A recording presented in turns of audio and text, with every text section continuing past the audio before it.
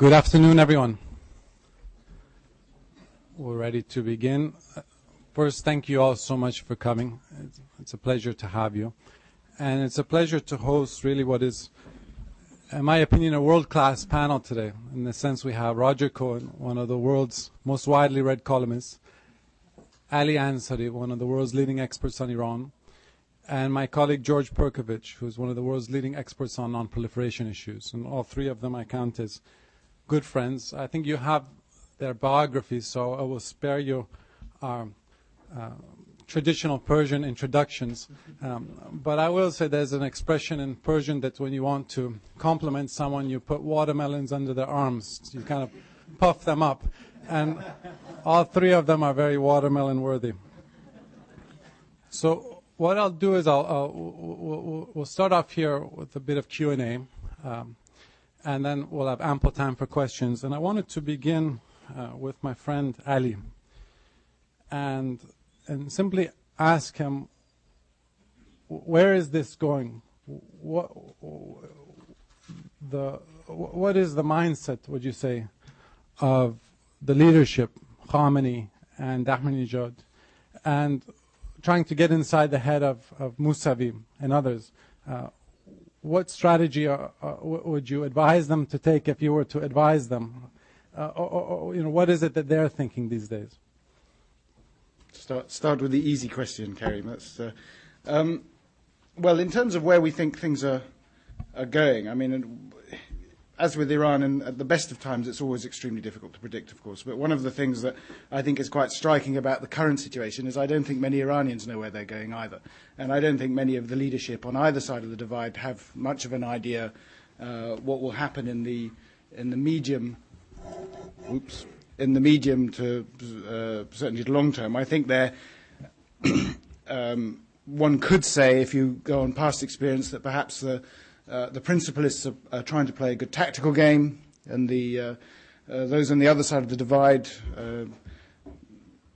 it's curious to call them opposition, but if we can count Mr. Rafsanjani as now part of the opposition in the Islamic Republic, which is a curious situation to be in, but they would certainly be taking perhaps more of a strategic perspective on what is going. But what I'm very interested in, partly because of my biases and my own discipline, is the historical worldviews of these individual characters and what lessons from a particular history or a particular narrative they're taking. And it's quite clear, and I think you've mentioned this before, Karim, that I think Mr. Khamenei takes a lot of lessons from the experience of '78 and his reading of it, his interpretation of it. I think others are looking further back, in actual fact. I think, for me, certainly one of the interesting aspects of this, particularly when you look at the way in which the Iranians are interpreting events in terms of the constitutional revolution, and that is to define the system. So what they're doing is basically arguing for how you define the Islamic Republic within its, do you constrain the role of the autocrat, and how do you do that? But it's also seen in the way in which the Iranians, of course, are playing it within the framework of a traditional great game, and you can see that in a sense which I don't think is understood as much in the Anglo-Saxon world. Let's blame both of the British and the Americans for this, that perhaps it's not appreciated as much, that the Iranians will tend to see this as part of an aspect of a great game where the Russians are very intricately involved. And I don't think that death to Russia was simply an indication of the fact that the Russians recognized Ahmadinejad's government so quickly. Many governments recognized, well, not several of them anyway, recognized Ahmadinejad's government, including the Turks. So I don't think that's necessary. I think it goes much deeper than that. I think there's this feeling that the current principalist government, or the principalist regime, has got far too close to the Russians, and the Russians, historically speaking, have been very much in favor of autocracy, certainly in Iran.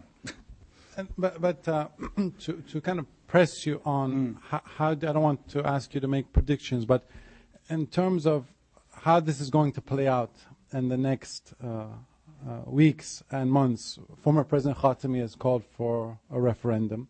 Rafsanjani, as you saw, challenged the legitimacy of these elections in a very important forum, the Friday prayer session. And what is the future for Khamenei? How do you see sustainable for Ahmadinejad to remain president for the next 4 years?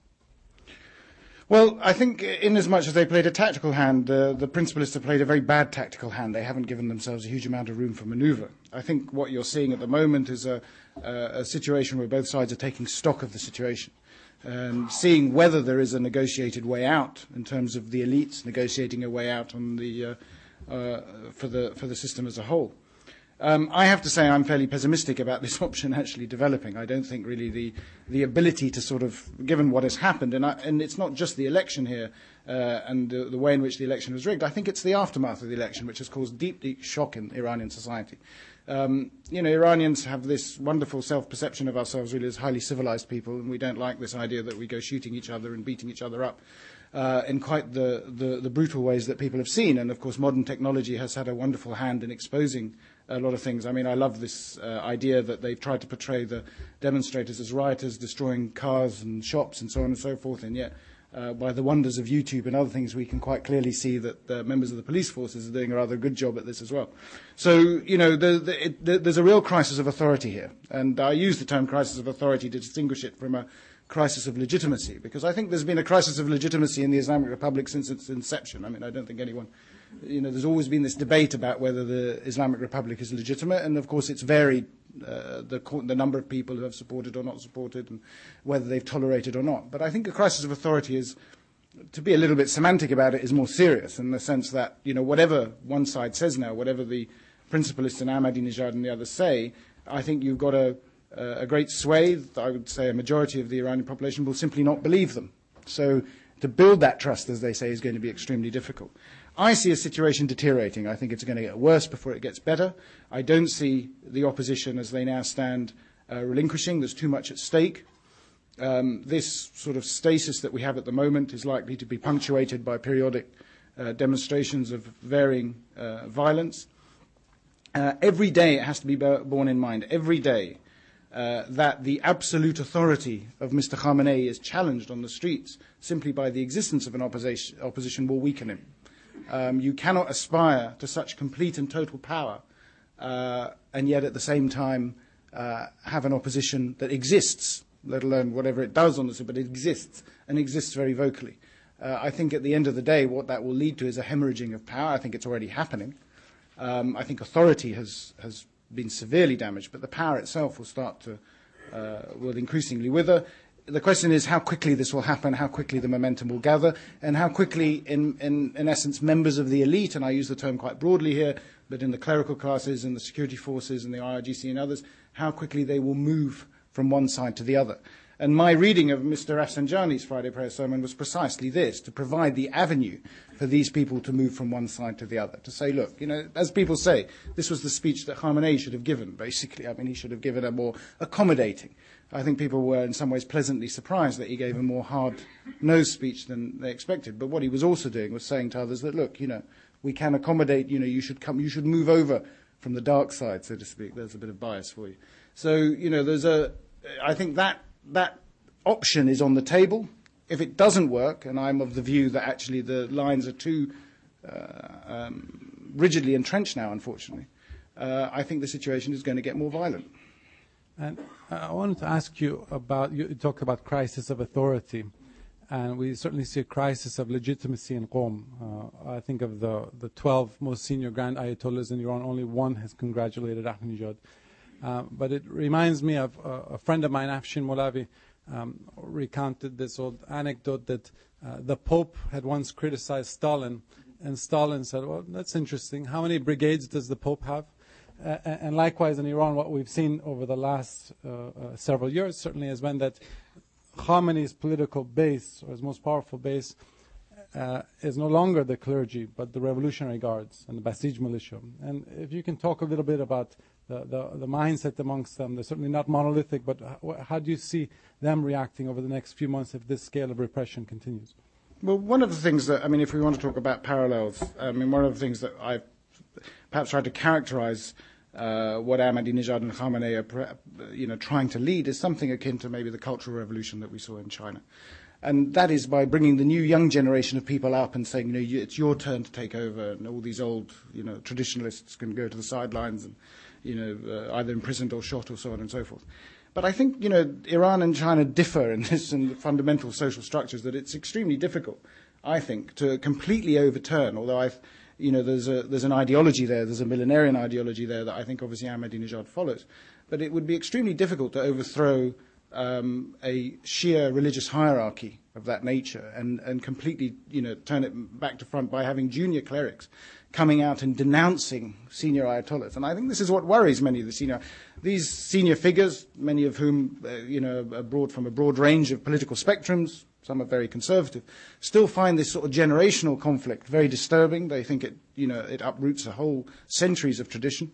And of course, what happened in China under Mao is, I think, we had quite dramatically different circumstances to what you see in Iran under Khamenei. I mean, Khamenei himself doesn't have the sort of charismatic clout that his predecessor had. So this is, in some ways, an attempt, and you see this in the IRGC as well, by the way. I mean, you see this in the armed forces. I mean, one of the striking things about the IRGC is the distinction, quite apart from some of the senior commanders who have been appointed by Ahmadinejad or Khamenei in recent memory. But in talking to my own sources and contacts, you quite clearly see the distinction between those members of the IRGC who actually fought in the war and the new groups coming up, who they don't really have much time for, to be honest. They see them more as businessmen rather than anything else. And they see them as part of a political establishment, but not really part of a military establishment. And if you look at the disagreements that have certainly been creeping into the blogosphere and the internet and other things, and people who talk about the divisions within the armed forces and the security forces, it's quite clear that some of this is generational as well as ideological, that there are people who are saying that this was not the purpose of certainly the Revolutionary Guard. And there was a nice touch that was said by one, it was reported in one of the papers in Britain, where they said that, the Revolutionary Guard are here to guard the Republic and the Revolution. They're not here to guard the leader. This is not an imperial guard of the Shah. We're not here to protect an individual. We're here to protect a system. And if we feel that the system is being badly handled by an individual, I know it's sort of a taboo subject in a way, because they've done very well over the last 10 years to try and cultivate the cult of the leader, and in some ways Ahmadinejad. But I think these divisions are rife, and at the moment there is an assessment being made by each side as to where individuals lie. But there's a lot of things, for a coup, it has to be said, if we read this as a coup, it's a very badly handled coup.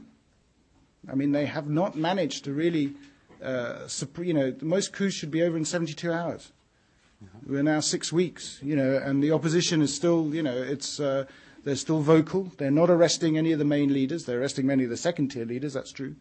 But if you look at why they're not arresting these people, it's because they know it's too dangerous for them to do it.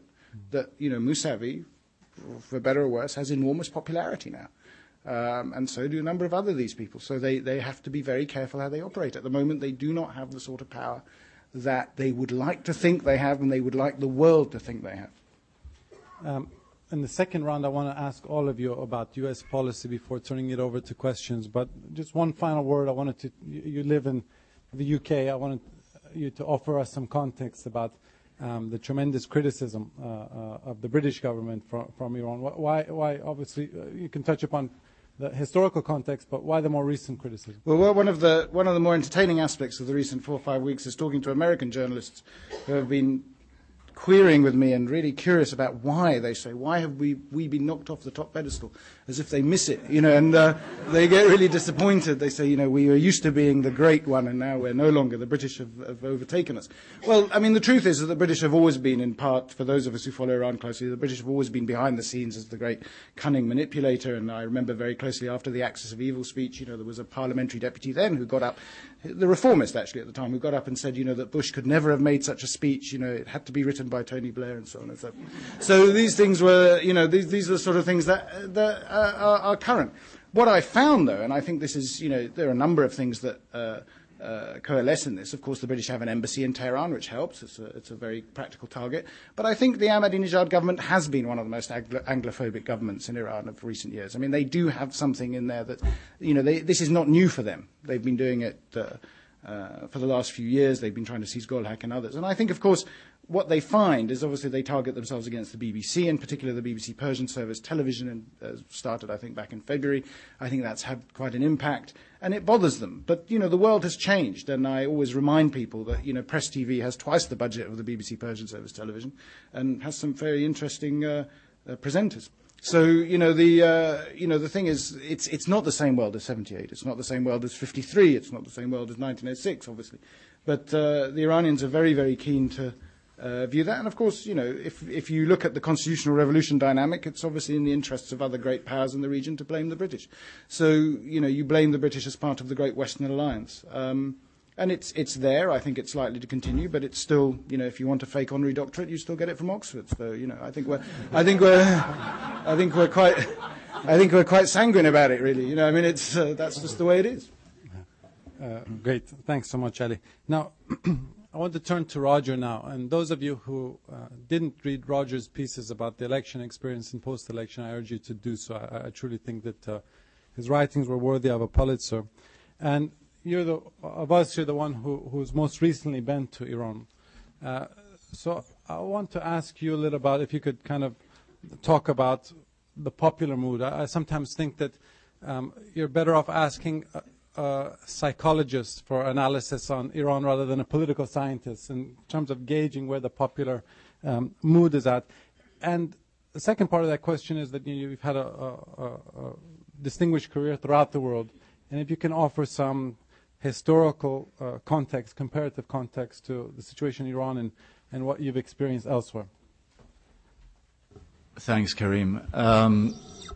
Just quickly on the British, when I went to see on my trip earlier this year to Iran in January, February, when I went to the British Embassy and saw the British ambassador, he said, it's really interesting serving here. It's one of the very few places left in the world where people still believe we have some influence.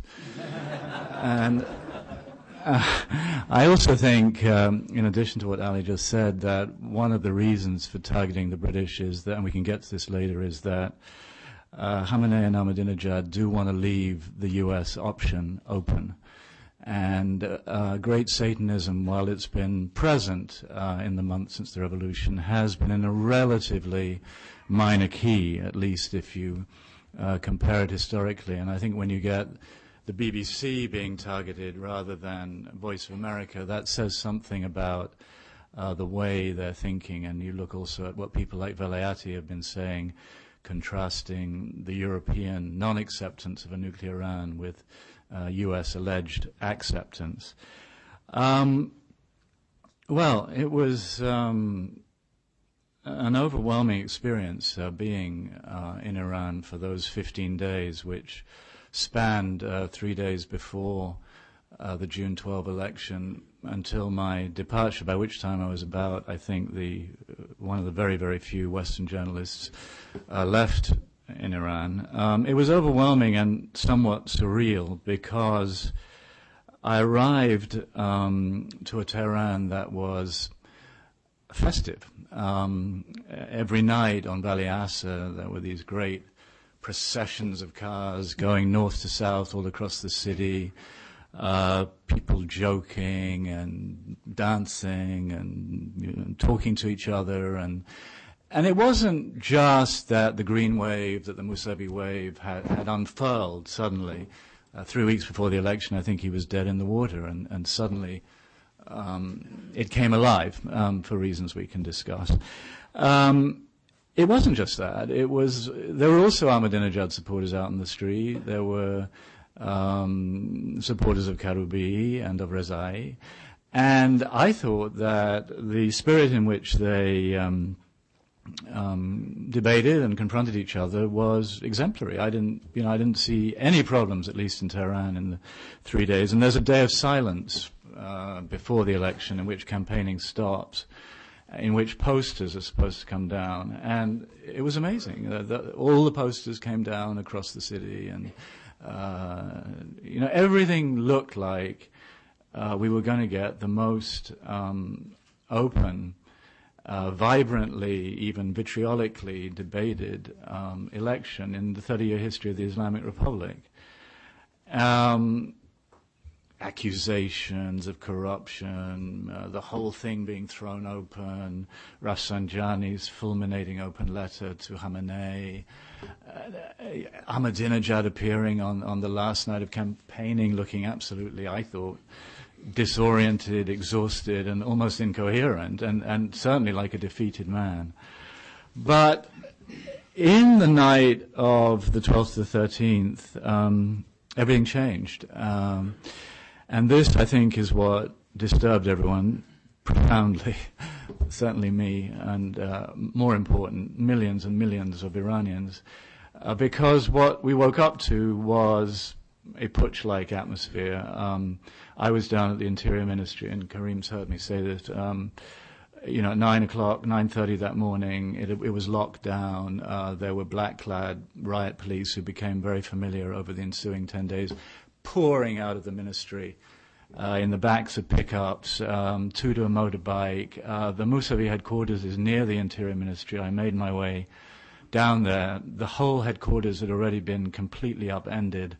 There were phalanxes of bikes going up and down the street. If you lingered for a moment, they were simply beating people to left and right. There were police vehicles going back and forth in the main avenues nearby, saying, "You over there with the blue shirt, you over there in the hat, move, get out of here." And it was scary. It was already scary, and it became scarier in the ensuing 10 days. And anyway, I ran into a guy from the Interior Ministry whose name I know, and he'd been locked out of the ministry. He'd worked there 30 years, and he just told me that, the numbers were being plucked out of thin air. So to Karim's question, people are, I think, if you look at the history of the Islamic Republic, people always thought that every 4 years they got a chance to nudge things a little. They weren't going to change the regime, change the supreme leadership, but they had a chance. It was an Islamic Republic, and while the first word was more meaningful, the second was not entirely without meaning, republic. And certainly after the experience of the Khatami years, and veering back to Ahmadinejad, it was clear, first of all, that whoever the president is does make a difference in tone and substance. And they wanted their votes to be counted, and believed they would be, above all. So I think what you've seen is a profound shift. And I think I would actually disagree with Ali about this. I think there is a crisis of legitimacy and not authority, because millions of people who were in a mode of what I would call reluctant acquiescence, thinking, and especially the generation now in their 30s, thinking, okay, our parents were revolutionaries, look what that produced. We don't particularly like this setup. We can work with it. We can push it this way and that. We can, gradually build contacts with the world, develop the economy. We're the coming generation anyway, so as we get older, inevitably our views will become more predominant. Those people, and I met many of them on my first trip, have moved into more of a mode where they're downloading manuals on the manufacture of Molotov cocktails, as I've written. They're very, very angry, and I think that anger persists. I don't think it's abating. Less of it is on the surface now, because the regime is quite effective, as I myself experienced, in propagating fear around it. And I don't think going forward, over the next few months, that that anger is going to go away. It's there, and as Ali said, the whole situation was, if this was a ballot box putsch, it was a very badly handled one. Khamenei saying it was miraculous, then saying, well, oops, there might be a few problems, maybe we should have this Guardian Council take a look, then telling the Guardian Council the result of the recount before it happened, asking Ahmadinejad to be inclusive, and then he makes the most divisive speech in possibly in world political history, when he calls, everybody who didn't vote for him hooligans and dust, and so on. To your second question, I I mean, I've traveled widely, but I was neither in China in the 1970s nor the Soviet Union in the 1930s. But I think, I think one thing that produced this situation was, and we can get to this more later, but I do think the policy of engagement from the Obama administration really unsettled the authorities in Tehran. For one thing, the hardliners definitely did not want control of any rapprochement passing into the hands of Mousavi and the opposition. If it happens, they want to control it. And I think it also exacerbated splits in the new right, Ray Take's phrase, I think. In the new right, it exacerbated splits between the more pragmatic wing of that, the Ghalibafs and the Larijanis, who think that America will always be an enemy, but think you can adjust to that, and others. So in that sense, I think engagement, has worked. Think what the historical parallels do tell us is that you can have very odious regimes, and both the breakthrough with the Soviet Union in the 30s, which came at the time of the Great Terror, and with China, which came at the time of the Cultural Revolution. I mean, they came at times when the slogans coming out of those countries were at least as vehement and vitriolic as those coming out of Iran today, and the bloodshed, to state the obvious, was considerably worse. So, there's nothing that rules out a normalization with a hostile power. We're gonna go back to the U.S. question, but Yeah. I want to kind of press you on this point as I see it. As you said, there's tremendous popular outrage, which has remained, and the regime does repression very well. And as I see it now, there's millions of people who are angry. But they don't know how to channel that anger, so they're keeping it on simmer at night with these nightly protest chants of Allahu Akbar, reminiscent of the 1979 revolution. But they're looking for leadership. The problem is that the reformist brain trust, as you yourself, that's the phrase you use, they're either in prison, under house arrest, or unable to freely communicate. And which of these two, it's a symbiotic relationship in the sense that you have this outrage, but it requires leadership. How do you see that evolving? Is there someone we're not talking about now who might be able to emerge, or what about Mousavi himself? What is his role in all of this?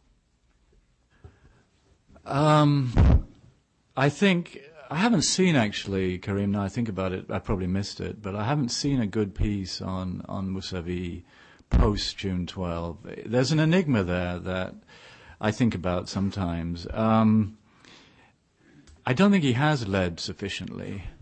He certainly didn't seize the moment. One thing you realize when you're in a crowd of 3 million people, as I was in the Monday after the election, that fear evaporates.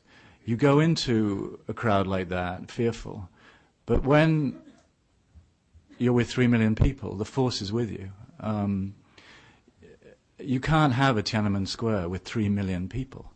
And if those people had wheeled around and marched on the palace on Khamenei, I don't know what would have happened.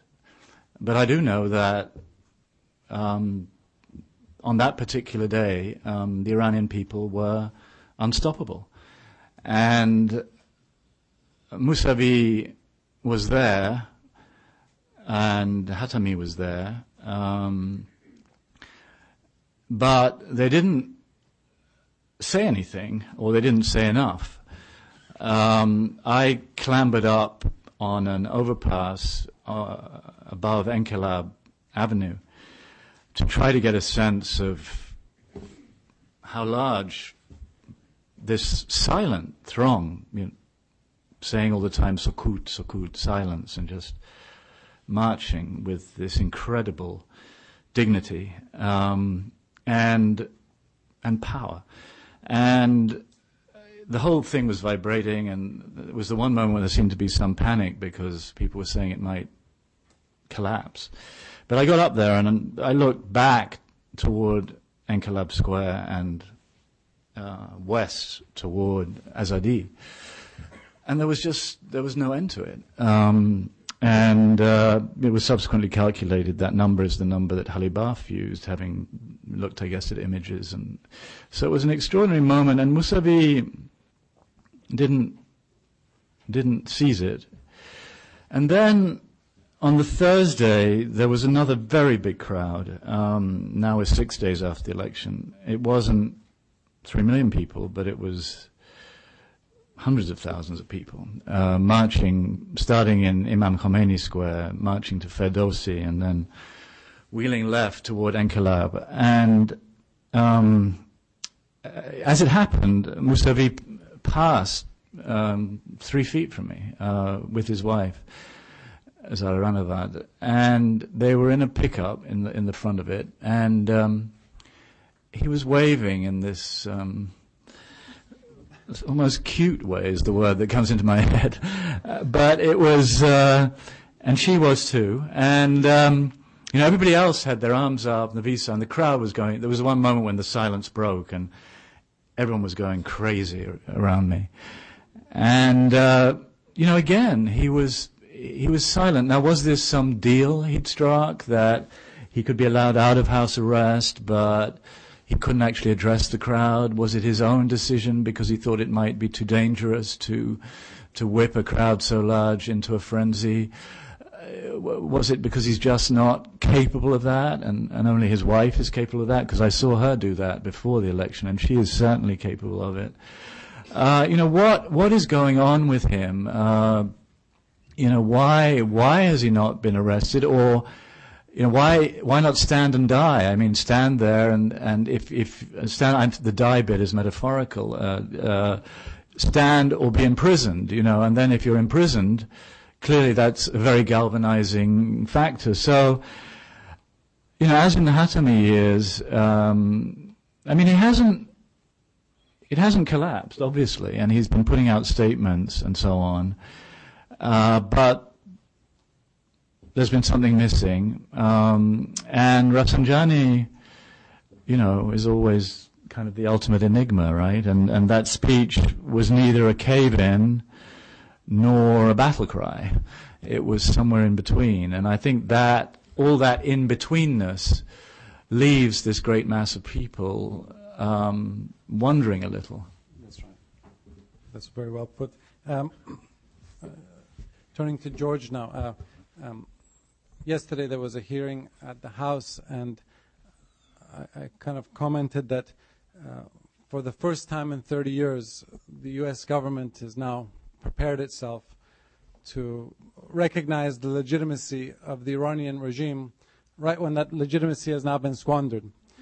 So we're in this difficult situation whereby we don't want to reach out to Iran and betray the millions who took to the streets and the opposition, when, as Roger and Ali and others have stated, this movement is far from over.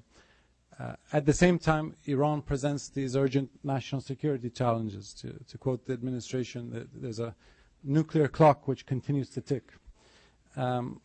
So how do we, what are the new dynamics of the nuclear situation as you see it post-election? How would you advise the administration to move forward on this? Is it possible to reconcile these 2 points of not wanting to immediately engage for fear that we would implicitly endorse the election results and pour water on the opposition, while at the same time keeping in mind these urgent national security challenges like the nuclear issue?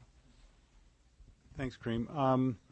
I think on the first question of how does the election affect it, it's very simple, or I'm simplistic about it, and to say that basically it makes it harder for all sides, at least in the near term. It clearly makes it harder for the Iranian government. I think they took a long time and had a real struggle between, say, 2002 and 2005 to figure out their strategy, have everybody unified around it, and then they got a consensus, which even Khatami represented. So it was before Ahmadinejad came to power. Khatami's the one that said, we're going to break the freeze, and so they've marched forward with that consensus ever since, which was hard to come by. So now you've got an even harder consensus-making process in Iran, whatever the number of people that would be involved in it is. And I agree with Ali. I mean, I've said all along, at various times it wasn't clear they knew what they wanted. So whether or not we could figure out what they wanted, if they didn't know what they were going for, it was a little hard to, to get it exactly right. And so, what we're asking of what is needed is a change of that consensus. And so that may be more complicated and more difficult. On the U.S. side, I mean, everybody who lives and works here, has a sense of the complexity added by the recent election. I think, to answer your second question, which is more important, I think, it's possible to over-complexify it. I think the president has it right and has had it right all along, which is that regardless of the struggle in Iran, that it's very important to proceed and try to deal diplomatically on the nuclear issue, and very importantly, that negotiations aren't a concession.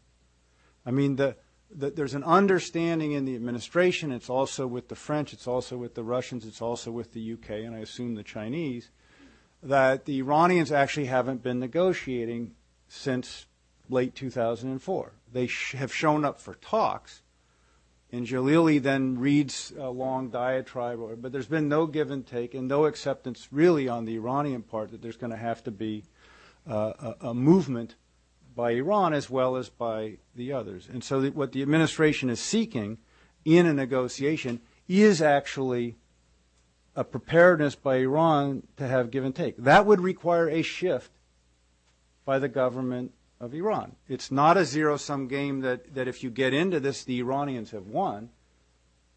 It would be a process that if you get into it, everybody's going to have to give up a little something in order to get something. So it's not this big concession that would be offered to the Iranian leadership. I would say, what are the downsides? Well, one thing is the Iranians don't actually negotiate. They may show up, but they don't negotiate. Well, in that case, what's the downside? You point to that they actually didn't negotiate. The U.S. is there willing to negotiate. A much more credible president comes out and says they didn't negotiate, and then the Russians come out and the French and everybody else comes out as witnesses saying, yeah, they didn't negotiate. So you're then in a stronger position to further isolate this government and Iran.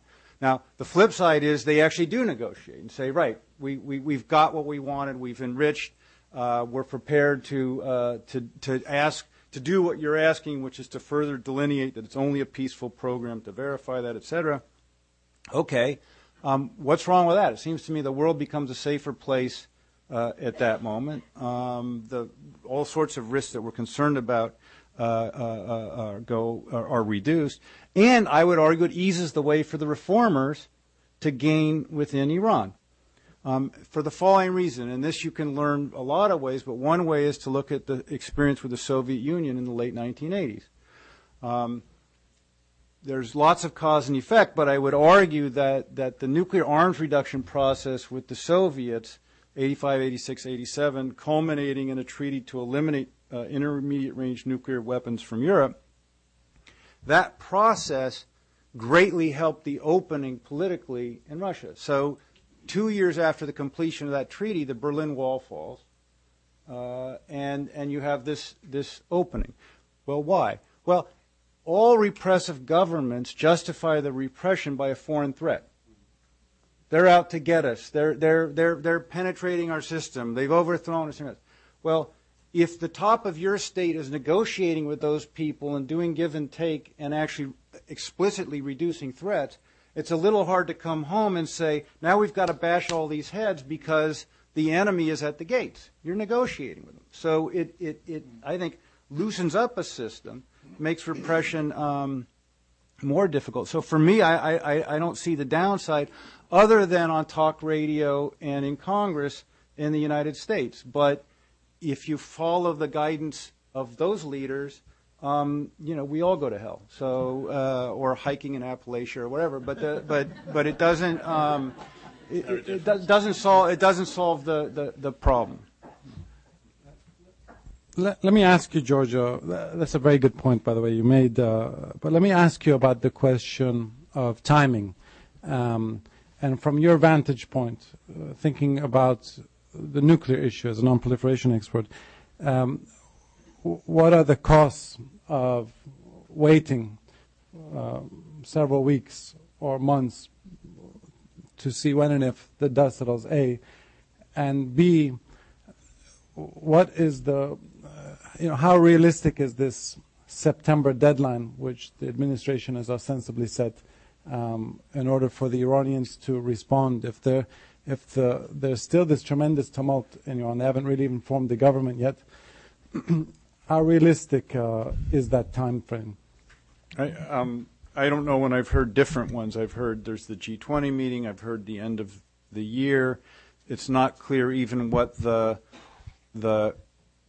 deadline refers to. In other words, there hasn't been a new specific proposal, substantively proposal put to the Iranians. I think the issue is respond to the overture to engage directly and say, yes, we will negotiate directly with you or talk directly with you.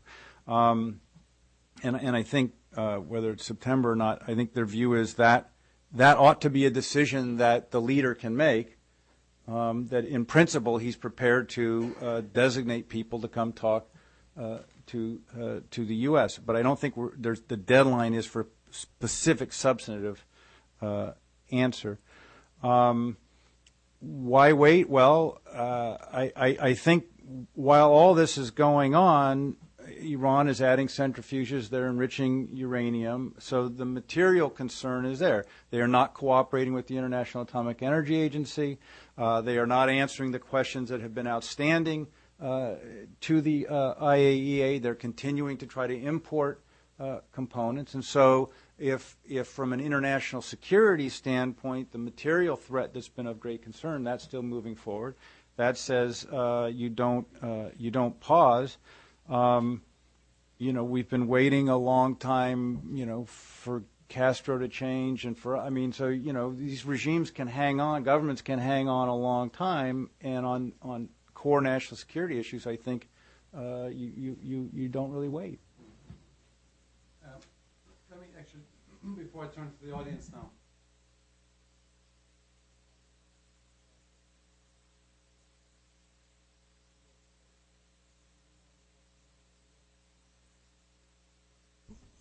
The regime may not be in a position, or may not either be in a position or may not be even interested in reciprocating engagement or be prepared to make any compromises on the nuclear issue. As George said, they may be prepared to show up to meetings, but that's different than negotiating.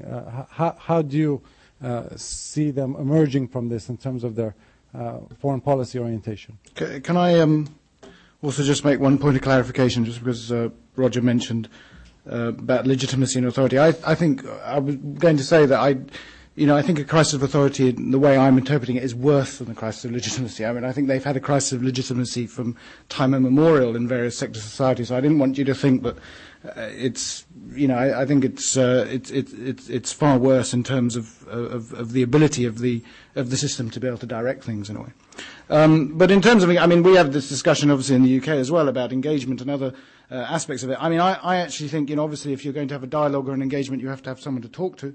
And I've always felt that actually Ahmadinejad and the administration that he represents does not offer anyone particularly good to talk to. As George has also said, they spent the last 4 or 5 weeks basically blaming, the West for all the ills in society. They could be very bold and suddenly reverse that and say that, well, actually what we need to do is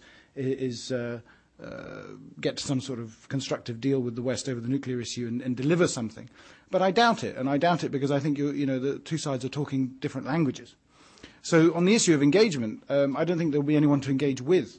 This is the problem you're going to have to face. And yes, I think they will send individuals. I think it will be important for them to be seen in public and international fora.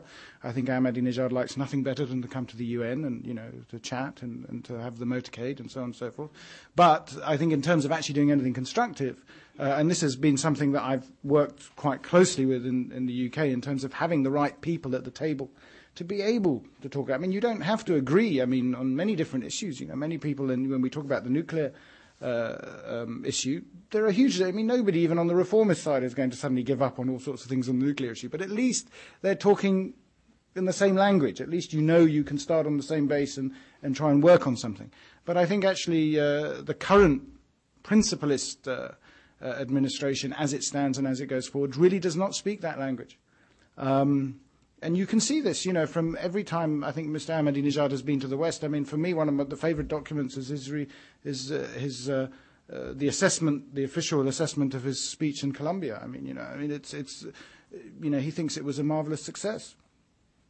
And, you know, the way they portrayed it shows that they're talking in a different, there's a different system of logic, I think is the best way to put it.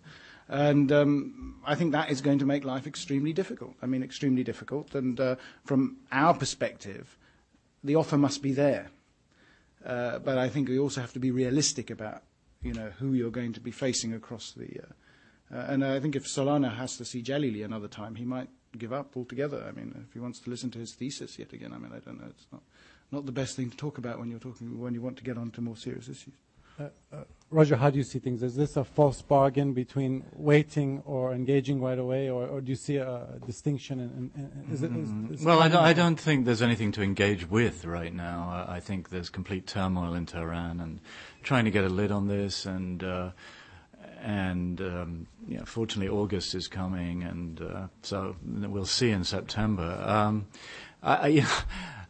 When people go to the beach, I guess. Maybe, well, perhaps not in Tehran. But well, but what I would say is that one thing will happen in August, presumably, and that is that Ahmadinejad will form a government. And, you know, I think we need to look.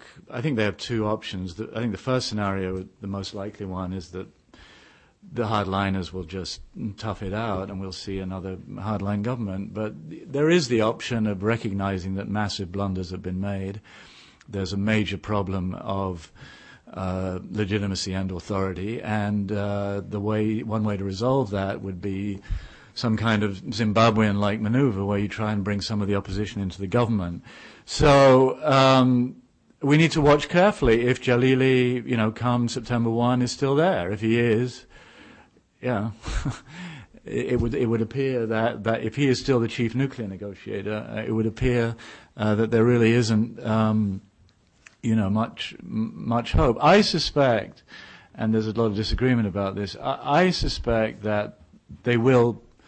I think actually, George, the invitation, the September deadline is for the P5+1, I think, rather than bilateral. It's for the nuclear talks, and I would suspect that they will try to spin that out, that they will in some way respond, you know, positively to that, and will try to see in reaching out a little bit to the world a way to again try and calm things down a bit. But I'm pretty pessimistic, like Ali, and I think what we're going to see is the core test of the new Obama doctrine, which was spelled out by Hillary Clinton, you know, a few days ago. And you know, the phrase I took away from that was, you know, moving from a multipolar world to a multi-partner world. Well, can Obama, with all his charm, with all his outreach, with all his intelligence and curiosity, can he multi-partner in ways that are other than rhetorical? And can he bring home the goods? You know, can he, confronted by Iran now, multi-partner in a way that actually gets the Russians and gets the Chinese to come on board for measures that would meaningfully hurt, and I mean meaningfully, you know, meaningfully hurt Tehran. And again, I'm pretty skeptical about that. You know, Tehran is awash in Chinese products. The Chinese get 15% of their oil, and both China and Russia view Iran through their broader strategic prism, which has been precisely to create more of a multipolar world, to diminish Washington's influence and to embarrass Washington in Iran and thereby attain that broader strategic goal. So I think we really are facing the core foreign policy test of the Obama administration's new approach to the world. We'll now move to the audience. If you can identify yourself and please try to be concise. We have a good 35, 40 minutes for questions. I'll take two at a time. The white shirt in the middle there first. Please wait for the microphone.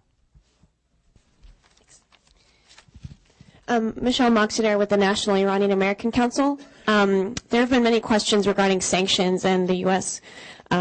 Implementing new sanctions on Iran. How do each of you feel personally about broad or targeted economic or political sanctions on Iran?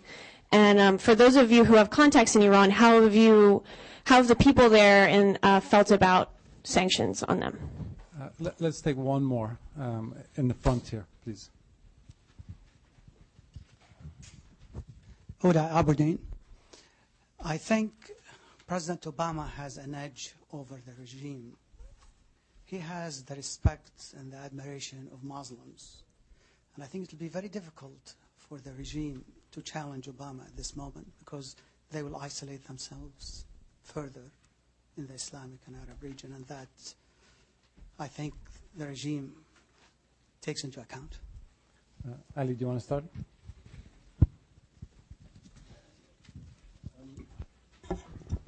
I think more sanctions are going to come, whether we like them or not. I mean, I think the way it's developing is that you're going to find that some sort of action is going to have to be will take place. Because I mean, to go back to the nuclear issue, which obviously predominates here in the West in general, Ahmadinejad has said the file is closed. So there's not a huge amount that he wants to discuss about there. So I mean, in order to sort of create the environment in which you want to see results in Iran, I think there are several options that we've taken, some better and some worse. I would say in relative terms, but I think probably the sanctions route and tightening of targeted sanctions, I would suggest, is probably the more likely way forward. In terms of the sort of the crisis of authority I was talking about, of course, is what you find in the post-12th of June environment is you'll probably find more support for these types of actions in Iran than you would have beforehand. I mean, that's just the reality, that people are increasingly fed up with the way in which things have taken place. I would add, however, that I think always the threat of sanctions probably does the trick rather than actually enacting them. I mean, the Iranian economy wasn't in good shape before we went into this election. So, it's not going to get any better in the current circumstance. And I think the sort of the sense of uneasiness, uncertainty, not knowing where you're going, we know there are capital flows out again. It's one of the things I wanted to, when you look at the future, what Karim was asking me earlier, the economy is also one aspect of the whole system that is under serious pressure. And, they're determined to get to a sense of normality. It's not going to get there. On the Obama factor, I would just say that probably I get a sense that over here we tend to play too much as if we think Obama has a greater effect in Iran than we think. I mean, I think he definitely, there is an effect there, but I don't think that actually Khamenei pays too much attention to whether, Obama is popular or not. And I think there are dynamics that are internal that have encouraged various things to take place. And Obama, I think, is marginal to that, to be honest. Their popularity in the Arab world or in other areas is, he's a challenge, there's no doubt about it, but I don't think he's pivotal to their decision-making in that sense. And they're not too worried about what people think. I mean, I think they've shown that quite clearly, to be honest, so far. So. On sanctions, I think a couple of distinctions are worthwhile. I mean, one purpose of sanctions is to change behavior. So either the threat of sanctions, and so you change their behavior in order to avoid the sanctions, or else you try to get them to change because of the pain of sanctions. But there's also sometimes where sanctions can be useful to punish an actor, even if you've given up on the idea that you're going to change their behavior, but it's punishment because the alternative, you're trying to defend a principle and set an example for others, and the alternative would be either bombing them, which you don't want to do, or nothing, which creates the wrong incentive. So it's often said, well, sanctions don't work, it's not going to get them to reverse the nuclear program. Well, that may or may not be true because we can argue about that. But there's also an argument that even if that were true, that you might do that for punishment to be able to try to prevent others from following that course, number one. Number two, the United States has clearly demonstrated that congressionally mandated unilateral sanctions don't work and generally backfire, and as a general principle, I think, are a really bad idea. On the other hand, we have experience where UN sanctions really do carry both the kind of message of political isolation and have a greater potential of economic impact, because if they become binding, there's a greater chance of enforcing those. So I think, and I think the administration understands that, and so that's the point of the diplomacy with Russia and China, and the changing the course and offering the engagement, so that if Iran doesn't negotiate, the administration's theory or its desire is at that point that it's easier to get Russia and China to support sanctions, even though I agree with Roger about the broader context in which they see their interests. Finally, I think the financial sanctions, which are done much more cleverly and by Stuart Levy at Treasury and others, those are a good idea and ought to be encouraged. Lastly, on the importation of gasoline or refined products, which I guess there's now a desire in the U.S. To try to sanction, seems to me, I'm not an expert on this, but it seems to me that would make the Revolutionary Guard's day.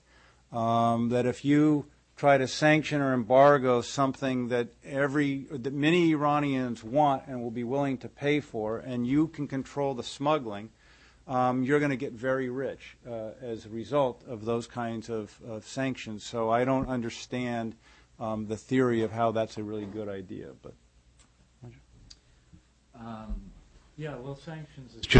sanctions, as George just said, have not worked. Neither U.S. sanctions nor the weak UN-mandated sanctions. They're regarded in Iran as a surtax, basically, and everything they need comes in through Dubai, and the Chinese and the Russians have gone on trading, and basically you have a body that is largely inoculated to sanctions, and you'd have to introduce a pretty powerful new virus to really affect that body, I think. So I'm pretty skeptical about sanctions, and I think the only way, as I just said, that you could possibly envisage sanctions really having some tangible effect would be if the Russians and Chinese, if Obama can really say, look, I've tried everything, they're just not interested. You don't want, and I don't think the Chinese or the Russians really do want a nuclear-armed Iran. They don't. So, at some point that calculus becomes more common. Look, and that is what the administration calls the back end. There always has been a back end to this policy, which was, okay, now we all get together and punish them. But the proof of the pudding, and we're not there yet. Will Moscow and Beijing, and again, I'm fairly skeptical. It would have to be, pretty draconian, shipping, insurance, UN mandated, really cutting off Iranian banks, really stopping refined petroleum products getting in, and I don't myself see it happening. What I do think is happening that could affect the Iranian calculus is, I broadly agree with you. I do think Obama has had a pretty dramatic effect in the Muslim world, and we've had 8 years of Iranian ascendancy under an American government that consigned Iran to the axis of evil, and so made it easy for the rather nimble Ahmadinejad to attack the arrogant power, and that was his brand, really. Well, he's got more problems now with his brand, because when he comes out and talks about religious democracy, ethics, this new world order that he and Jalili dream about with the downfall of the capitalist West and all that, what's going to roll in people's heads? It's going to be the video of Neda Aga Sultan, blood spilling across her face and her eyes blanking, and her death in that video that went global. He's also confronted by an African-American president of partly Muslim descent who has reached out to the Muslim world. I think Ahmadinejad is a weakened figure, and and Iran is somewhat weakened with oil at 60 compared to 145 a year ago, and the economy and let's not exaggerate it, but it's certainly, dipping, and the oil windfall was largely wasted. And there's this anger in the country that's going to be there, and if the Obama diplomacy can begin to prize Syria away, can begin to show some progress in Israel-Palestine, can begin to treat Hamas, Hezbollah in a more pragmatic, I would say, objective way. If all those things happen, I think the Iranians could feel a bit of a draft, coming through the region, and the assumption that this ascendancy would simply continue might be called into question. Then they might start to think, well, maybe we really do, in the real world, in the globalized world, need to make a few compromises on the nuclear issue, which would be linked with a whole lot of other issues. And the way back, way back, the gentleman in the suit. Baikik Dafar, Washington Prism, World Security Institute. I want to piggyback off of Roger's comment and bring Ahmadinejad into the mix. As some of you may know, the current crisis in Iran, of course, Mr. Ahmadinejad's choice as first minister, who would replace him should anything happen to Ahmadinejad.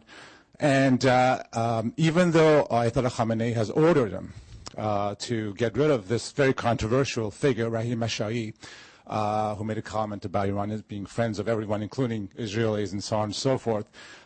He so far has not backed down. And in fact, there's a conservative website, Aleph, that's counting the days since Khomeini had ordered him, and he's avoiding that. So I'm wondering, as if Khamenei needed more challenge and now he's facing this, what is the relevancy of Ahmadinejad, U.S. rapprochement, nuclear negotiations, and the future direction of the Islamic Republic? Any of you gentlemen, that'll be fine. We'll take one more in the front here. Gary, please.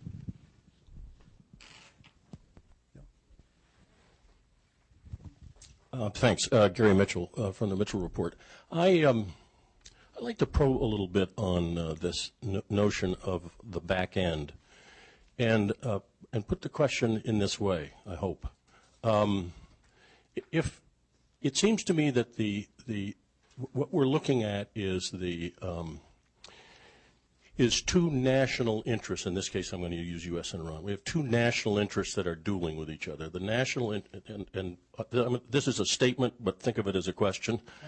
That the national interest of Iran is to maintain power, and the national interest for the regime to maintain its power. That's their interest. That's their national interest. The national interest of the United States and the West is to negotiate to achieve particularly some progress on the nuclear issue. Let's assume worst case scenario, which is, the hardline cabinet is formed, Jalili stays, nobody's going anywhere, we're at the back end. And in which case we do sanctions on steroids. Isn't it, if the assumption about Iranian national interest is correct, and that's a question, don't we know that once we reach the back end, they unleash their Hezbollah, Hamas meddling in Iran? In other words, they ultimately, when we get to the back end and we think we're about to hit them with a 2x4, they've actually got more leverage against us than we do on them. That is a series of questions. Oh, very good. Roger, why don't you start off? Ahmadinejad, I think he's a very significant figure, and generationally, in his early 50s, the generation that fought the Iran-Iraq War, that came away from it with this, commitment to the Islamic Republic, the mysticism, the strange ideas of, really still the revolution for export in some ways, and changing the world. And there's a group of people around him, on the religious side, Janati and Mujtaba Khamenei and others, and I think he will probably, continue to have considerable influence over the course of things. I do think that he's clearly the most divisive figure, probably in the history of the Islamic Republic at this point, most divisive single political figure. He, there are deep pockets of hatred / dislike for him all across the board, within the Majlis, where less than half turned up for his celebration party, in Qom, among conservatives even of the more moderate school. And I don't know exactly what's going on in the Revolutionary Guards and elsewhere, but I imagine that's reflected across all the institutions. So would there ever come a point where it's deemed that he should be sacrificed in the name of some unity? I think that's possible, but remote. On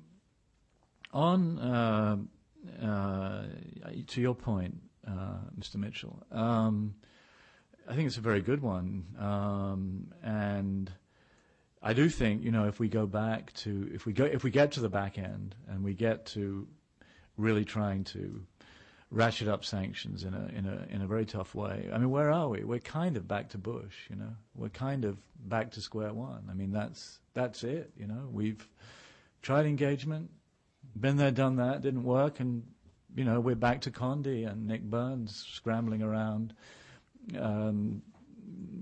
trying to get meaningful sanctions. And as you say, there's leverage on the other side. So I think everything should be done to try to avoid that outcome.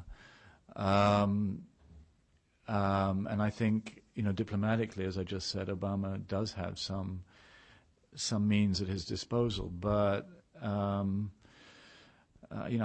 just hope it doesn't come to that, because clearly, as we withdraw from Iraq, we are vulnerable. All the reasons for the engagement, Afghanistan, Iraq, Israel, Palestine, are still there. The strategic imperative, if you like, is still there. But if we go the sanctions route, then I think we're inviting, more instability in Iraq. And so we've really, really, really got to test the waters, I think. I'm assuming they are going to come to the table in some form in September. I may be wrong, but that's my assumption. Or shortly after September. And then, we'll just have to see. I mean, we have means to hurt them, too. We have overt means and covert means. So, two can tango. Well, I would just pick up on that. I agree. I think they don't have more leverage if it gets to that, and a key is if you actually can get Russian and Chinese agreement so that there is a back end. I mean, otherwise, then that's what we're arguing about, kind of in perpetuity. Is there even something there? But if you can get them, I think there's actually there's significant leverage. I mean, the Iranians have some too, but they have to be very careful about how they play it. And I think we have more, and Roger alluded to some of them. But the biggest lever is now the internal fractures within Iran. That changes the calculus for them, gives a lot more things potentially to be alluded to, played to, and so on. I don't think we go back to Bush, because I think Obama in the world is very different from Bush. I mean, if you look at the contest from 2002, well, even earlier in 2002 onward, it was basically a contest between was the world more afraid of Bush or the Iranians? And clearly they were more afraid of Bush. And so Iran was able to do a lot. Well, if the contest comes back that way, is the world more afraid of Obama or the Iranians, who were cracking heads and everything? I think that calculus shifts. And then lastly, I mean, I think there's evidence that the Iranian government was in fact very worried about the Guards' capacity to control the population in the aftermath of an Israeli bombing on their nuclear sites. And that there's indication that for more than the last year, they were concentrating on developing that capability, which it turned out they used in June to do crowd control. So the idea that actually, a military threat or the military strikes would be a unifying thing in Iran, I think the Iranian leadership itself isn't so sure about that. Good point. Ali? I'll try and be very brief. I think on the issue of Mashoy, which is quite interesting, I mean, I read the recent thing, is he said his comments were purely psychological warfare against the Israelis, apparently. So, however you want to interpret that. I mean, I think what it does show is that there are these divisions even within the principalist camp which are quite serious. I mean, this thing, the fracture that George has just been saying is all over the place. And just to emphasize this, the greatest threat, in a sense, to Iran's economic and political development, shall we say, is actually Mr. Ahmadinejad. I mean, this is the gentleman who has not done a particularly good job over the last 4 years. But there are close personal and ideological ties that bind a particular group together, and they see themselves in this particular sort of, they see their future within this particular worldview. But, in terms of sanctions, some of the sanctions have worked. I mean, some of the banking sanctions clearly have worked. Some of the restrictions that have taken place, which are mainly bilateral or EU-directed, have had an impact in Iran. But again, it's based and predicated on the fact that, the country has been mismanaged. I mean, it just has been mismanaged. I mean, if you have this oil boom and you look at the oil reserve fund that Ahmadinejad has left the country with, it's a fiasco. I mean, it's a fiasco. I don't think, and most people will acknowledge that when they look at it. So if you look at the problems internally, I think George is quite right. The problems internally are self-created in many ways, and these are the source of many of the issues. And it's a question, in a sense, if you wanted to use the term engagement, it's a question of engaging with these new realities and being able to adjust oneself to the fact that actually there are changing realities in Iran itself. There's definitely leverage here, but there's leverage that I think has to be US based. I mean, the EU has leverage. The EU has not actually been able to get its act together in quite the way that necessarily perhaps it should have. Some countries are more belligerent than others, but we know that, basically to get the EU in a more rigorous role, you have to get the Germans and Italians on board in a much more consistent way. But once that happens, that will put a lot of pressure on them. I mean, there's no doubt about it. This is a trading country. It needs to trade at the end of the day. So it needs people to trade with, and Chinese and Russian goods aren't the things that people normally want to buy. That's just the way it is. I mean, it's just a reality. It's like I said, if you want an honorary doctorate, you get it from Oxford. I mean, they know where their bread is buttered. And yes, they may tolerate certain things, but they know that for their oil industry, they're not going to get what they need from the Chinese. We have about 10, 15 minutes. And so I'll take three questions now before we wrap up. Right in the front, please start out in the front. Yeah. Hi, Jill Perillo, Physicians for Social Responsibility. George, I was wondering if Congress passes sanctions on companies like Total in France, how will this affect the P5+1 process? And Karim, Roger mentioned that in August, Ahmadinejad will form his cabinet. Is it not Parliament that appoints his cabinet? And what will the significance be if the cabinet turns out to be 100% conservative when the Parliament is far from that? Thank you. Sorry. On the way back, please. Oh, yeah, Chris, please. I'm Chris Isham from CBS. I have a question or follow-up for Ali. You kind of predicted a situation in which we'd have continued instability, continued stalemate here. Is that in our interest, in the interest of the West and the United States? And if so, is there something we could do to perhaps make sure that turmoil continues? And the gentleman right in front of you. Thanks. Thank you. First of all, thank you so much for having such excellent top-notch stellar speakers today. It's incredible. But my question is, just to follow up on the comments that were made, the first issue is we've been here before. We've seen the Iranian government actually just drift when it comes to these negotiations. And the question is, how do we get them to the table? Quite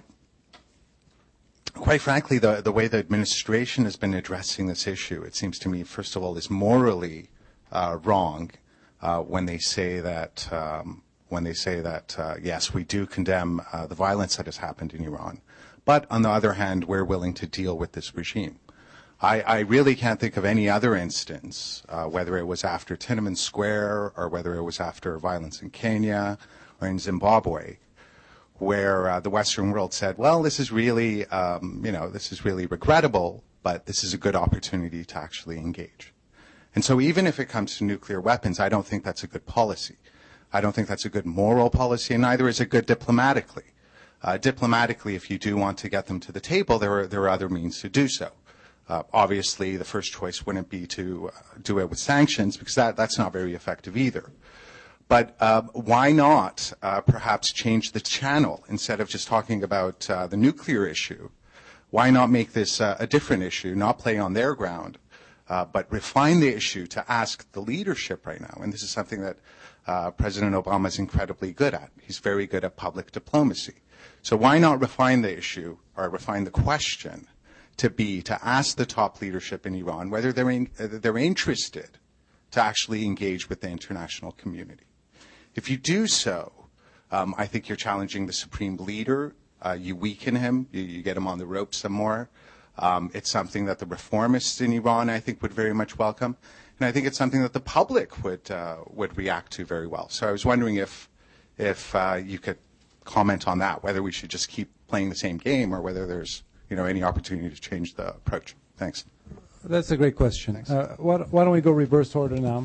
Ali, George, and then Roger can have the last word. Right. I definitely think that things need to be refined and changed according to circumstances. I mean, I don't think you can continue along the same path given what has happened since June the 12th. I mean, there's no doubt about that. My reading of it is that, while there is a state of shock in many areas in Iran, I think there's also a certain amount of reflection and thinking and perhaps not so much thinking aloud, but certainly a reassessment going on in the West, because it is a very difficult problem. I mean, there's no doubt about it. How do you address this on both a practical realpolitik level and on a moral issue? I think this has yet to be settled, but I would agree with your premise that it can't be business as usual. I mean, that certainly is true. And there are many other ways of addressing some of these issues and maybe using, as you say, the public diplomacy. And this is where Obama would have, I think, certain advantages to be able to address. So, I mean, I think that's something that needs to be resolved. But I agree with your basic premise. On instability, I don't think it's actually in anyone's interest for Iran to continue to be unstable. On the other hand, again, it also ties in some ways from what the last question was saying. I don't think also, we have a very difficult problem in terms of who do we address, do we accept the Ahmadinejad government if and when it is formed as a legitimate government of Iran when vast swathes of the country do not believe that, and including many members of the senior elite. I mean, it's a very difficult issue to be engaging with. I know that the elements of solidarity and this sort of the public solidarity that's taken place has been of an enormous benefit to people, I think, in Iran. I think they know they're cut off in some ways because of the international media has been locked out, and the internet and other things have been very useful. But I think the European Union and the United States has to think very carefully about how it approaches this issue of the legitimacy of the current government and the current system and what has been going on. It's a difficult one. I don't want to give you I don't want to say now basically what certainly I would do. It's not something I actually have reached a conclusion on. I know it's a very difficult issue to do. I mean, I know what my personal interest would be, but it's one that obviously each state has its own interests and needs to seek to try and resolve these. But all I can say is for the Obama administration is I bet they were hoping at least for some sort of clear result after the 12th of June in a quite classically Iranian way. We've now delivered the most ambiguous option that anyone could want. So if anyone thought that any administration was going to have an easy time in Iran, well, it's not going to happen. On the cabinet, if you want a cabinet, no. I mean, the president nominates his cabinet, and the parliament has to ratify them. I mean, but they've already said that they're probably not going to ratify a great number of them. I mean, it all depends who he's going to bring. I suspect he's going to bring a very hardline cabinet in. I don't think he's going to be inclusive at all, because I don't think any of the people on the other side want to be part of this cabinet. I mean, it's not something that. I mean, Mousavi made it quite clear recently. Actually, he said, nobody's going to work with them. So he's going to be stuck with his family relatives. I mean, Rashei is his son-in-law. And, he's going to be stuck with some real die-hard loyalists. But again, this may not be to the satisfaction of some members of there are two groups of principalists these days, the moderate principalists and the hardline principalists, I don't know. But, the moderate lot might decide that they don't want them. It's going to be very difficult. I think you have a dysfunctional government, more dysfunctional than usual, and it's going to be difficult to govern at the best of times. But it may be that, we don't even get to this stage in any meaningful sense. But they will want to show the outside world an air of normality. That is what they're going to try. They are determined to show that. And I think in terms of how the West approaches it, I think it's just very useful to remind them that nothing is normal. That what has happened post 12th of June, you are not going back to the status quo anti-election. Things have changed. on Jill's question about Total, I mean, I think Congress shouldn't do things for which they aren't prepared to take responsibility. I mean, France has been the hardest core of the other interlocutors with Iran in terms of pressing on the nuclear issue, seeing the world the way the U.S. saw it in Iran. Absolutely stuck to the hip with the U.S. and actually leading on this. And so to unilaterally legislate something that would entail sanctions on Total without working that through a diplomatic process with the government of France or the EU is the height of irresponsibility, I think. And then it leaves you with the choice of what's happened in the past, which is the government then doesn't enforce the sanction, which allows the Iranians to look and laugh and say, you see, they passed, but they won't even back them up. Or if in this case you did enforce it, you would have a backlash against your closest ally on this issue. On the question of about basically why negotiate on this, and I don't understand the difference between being willing and actually engaging in negotiations on the nuclear issue versus what you were proposing about the president and inviting the leader to engage the international community. That it's the same thing, it seems to me. And again, I think we have to clarify what's going on here. I mean, negotiations aren't a concession. So if you're not rewarding this government, you would be challenging it in many ways to take steps that it hasn't been willing to in actually engaging in a negotiation. And moreover, if you do it, as I said earlier, it helps the reformists because that same government can't turn around and blame the outsiders and justify repression based on the outsiders. So I don't understand it. And finally, the Tiananmen thing. Yeah, there was a massacre in Tiananmen, and as far as I know, the U.S. government's had a lot of dealings with China since then, and the Chinese have never apologized for it. They never made restitution. They never changed their human rights policy in major ways. It's the reality of the world is you have things you got to get done. You have to go deal with the people who can get them done with you. We may not like it. We generally don't like it. But if there's a nuclear problem in Iran, who else are you going to talk to except for the people who could make a decision to change that policy? And I don't think that's a concession. I think that's a clear international interest. Well, to your question, sir, first of all, the moral repugnance of what I witnessed in Tehran will remain with me for the rest of my life. There's something about seeing state-licensed thugs who've been given a truncheon, a stick, a helmet, and a shield. And I remember this woman outside Tehran University, a slim woman in her 20s, I would say, and she'd just been beaten, and her arm was blue, and she was clutching her arm. I remember another woman staggering off the street who was bleeding, and we tried to help her, and she was not having any of it. She was going right back into it. And what happened and is happening is absolutely morally repugnant. And none of us should forget that, and we should go on talking about it and writing about it and communicating about it. I think the administration was, I think the president was 2 days at least behind the curve in his escalating series of statements about the events. If you look, as I looked the other day at the statements, by day 6, the Thursday, by which time there were already people dead, the most he'd found it in himself to say was that this was of concern. The events were of concern to him and to the American people. That was it.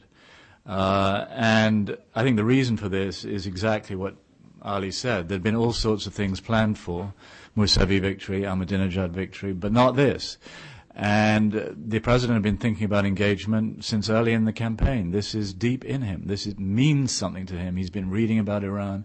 And you could almost see, well, hang on, we've got our memos here, and so what do I say? So I do think there was a failure there, and certainly he misspoke, as Karim commented powerfully, when he said from the U.S. national security perspective there was no difference whether it was Ahmadinejad or Mousavi. That's, I think, just, wrong in terms of its feel for the situation, because people were dying for what Mousavi stood for, and actually I think it's a wrong appreciation. I think they are They are quite distinct. All that said, as I said earlier, I think it is engagement that has unsettled Iran. And so this policy, in a way, produced, not directly, but it had a real indirect impact on what emerged. And if we turn your question around and imagine that the administration had gone the other course, taken the other course and said, this is absolutely morally reprehensible. I said in my inaugural that if a fist is unclenched, I will extend my hand. Well, you are clenching your fist in ways seldom seen, so I'm withdrawing my hand, and the offer of engagement is off the table. And if you reread the inaugural, I mean, on the moral plane, I mean, that paragraph has just been utterly belied by the response to what happened in Iran. But if you imagine that the administration had done that, the president had done that, you know, where would we be? I think in a way we would have, you know, cut off our hands to spite our faces. Because I do think that, you know, this policy has and will continue to unsettle the government, and also gives more room for maneuver in some ways for the opposition, for Mousavi. There's nothing to be done right now because of the confusion that prevails, but you know, I still come down on balance toward thinking that the president misspoke. He was late in getting to a certain emphasis in his condemnations. It should have been there much earlier, then much more powerfully, from the day there were 3 million people in the street. And those were mistakes.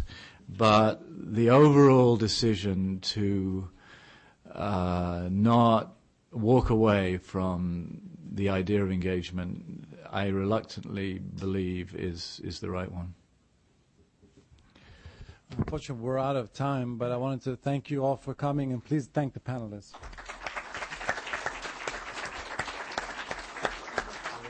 Very well.